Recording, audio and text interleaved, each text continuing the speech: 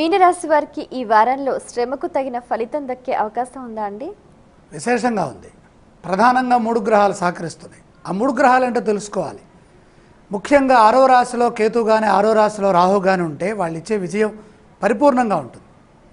ఇక్కడ 6వ రాశి అయినటువంటి సింహంలో రాహువు, అలాగే రాశీషుడైనటువంటి గురువు సప్తమంలో ఉండటం, ఈ సప్తమ బృహస్పతి యోగం పరిపూర్ణంగా యోగిస్తుంది.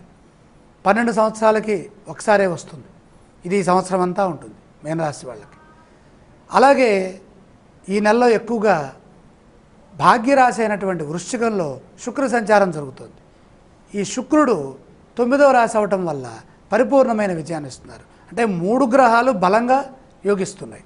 ఇందువల్ల అదృష్టానికి చేరువలో ఉన్నారు.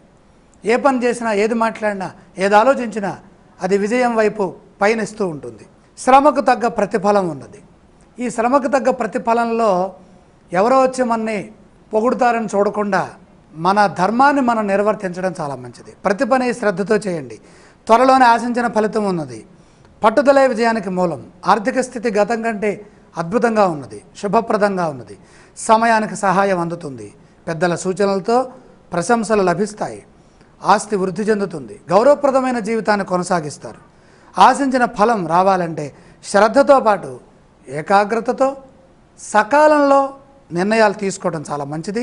దైవబలంతో ఒక పని పూర్తి చేస్తారు. ఆపదలు దూరం అవుతాయి. ఈ రాశి వారు పఠించవలసిన స్తోత్రాలు ఏవండి? ఇష్టదేవత నామాన్ని సంస్మరణ చేయాలి. ఆలయ సందర్శన క్రమంలో ఏ దేవీ దేవతలను దర్శించాలంటారు? గృహలక్ష్మి, ఇంట్లో ఉన్నటువంటి ప్రధాన దైవం ఎవరైతే ఉన్నారో వారిని దర్శిస్తే చాలా మంచిది. ఈ రాశి వారు చేయవలసిన దానాలు ఏవండి? ప్రధానంగా దశమస్థ భౌమయోగం.